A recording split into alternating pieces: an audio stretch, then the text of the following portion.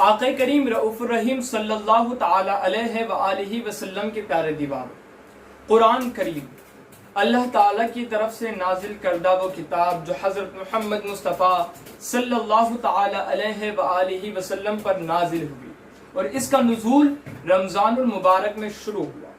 کم و بیش 23 سال کے عرصے میں اس کتاب کو مکمل نازل کر دیا گیا حضور علیہ الصلوۃ والتسلیم پر۔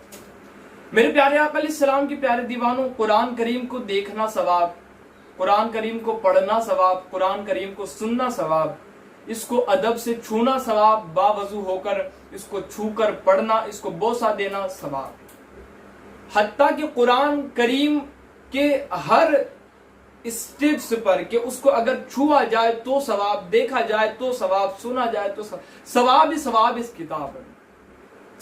اس کتاب کو آخر کیوں نازل کیا گیا؟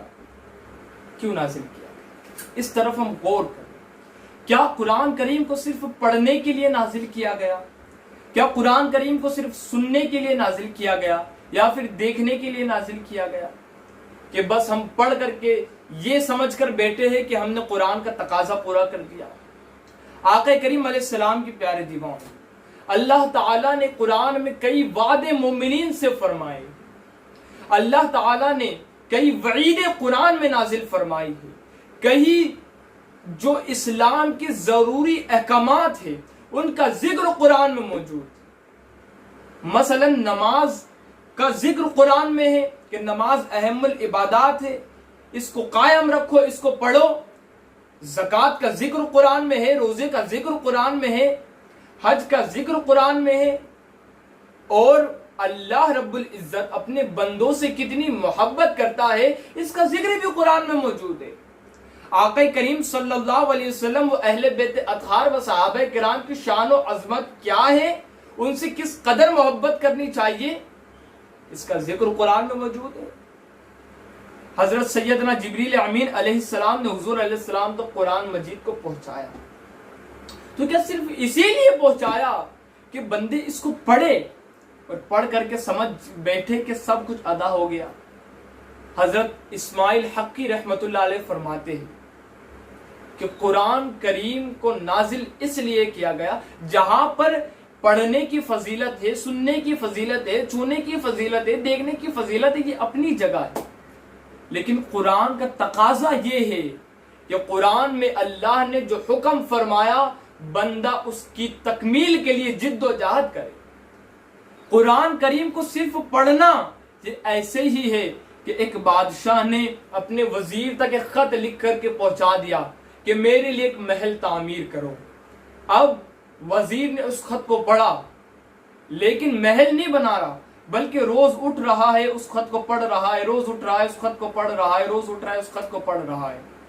اب بادشاہ آیا اور دیکھا کہ میں نے محل کا حکم دیا تو محل تو موجود ہے ہی نہیں، تو وہ کیا اس وزیر پر خوش ہوگا؟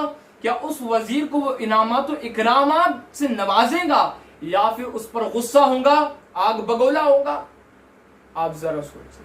تو یہ ایسے ہی ہے کہ اللہ نے ہم کو حکم فرمایا کہ تم نماز کا محل تعمیر کرو، روزے کا محل تعمیر کرو، زکوٰۃ دے کر نیکیوں کا محل تعمیر کرو، حج کر کے نیکیوں کا محل تعمیر کرو، لیکن بندہ صرف ان کو پڑھ رہا ہے، بندہ صرف ان کو دیکھ رہا ہے، بندہ صرف چھو رہا ہے قرآن مجید کو، لیکن جو احکامات اللہ نے نازل کیے ان کی تکمیل کے لیے جد و جہد نہیں کر رہا، اس بات پر عمل نہیں کر رہا، تو مجھے بتاؤ کیا وہ اللہ ہم سے خوش ہوگا؟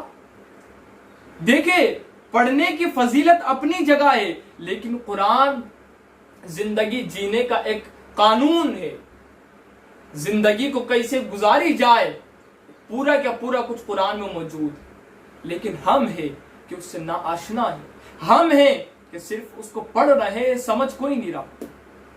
اللہ نے کیا فرمایا؟ قرآن کتاب کس لیے نازل ہوئی، اس پر تو غور کرو کہ اللہ نے قرآن کو نازل کیوں کیا؟ کیا صرف پڑھنے کے لیے نازل کیا؟ نہیں نہیں میرے پیارے بھائی، میری بہنوں، اس کو صرف پڑھنا نہیں ہے، اس کے مطابق اپنی زندگی کو گزارنا ہے، اس کے قانون کے سانچے میں اپنی زندگی کو ڈھال دینا ہے۔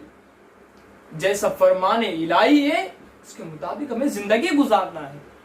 تو آقا کریم علیہ السلام کے پیارے دیوانوں، قرآن پڑھو لیکن اس کو سمجھو بھی، قرآن پڑھو لیکن دیکھو کیا وعید اس میں ہے، قرآن پڑھو لیکن اس کے مطلب پر غور و فکر کرو کہ اللہ نے کیا وعدے ہم سے فرمائے ہیں، قرآن پڑھو اس کی تفسیر پر غور کرو کہ اللہ تعالیٰ ہم سے کیا فرمانا چاہ رہا ہے۔ تو میرے پیارے آقا علیہ السلام کے پیارے دیوانوں، قرآن کو اس لیے نازل کیا گیا کہ بندے اس کے مطابق اپنی زندگی کو گزارے اور آخرت میں اللہ تعالیٰ ان کو جنت عطا فرمائے، جنت کے محلات عطا فرمائے، جنت کے نہروں سے خدا ان کو سیراب کر دے، حوض کوثر پر حضور علیہ السلام کے ہاتھوں سے وہ بندہ جام کوثر پیے جو قرآن کے سانچے میں اپنی زندگی کو ڈھال دے، قرآن کے مطابق اپنی زندگی کو گزارے۔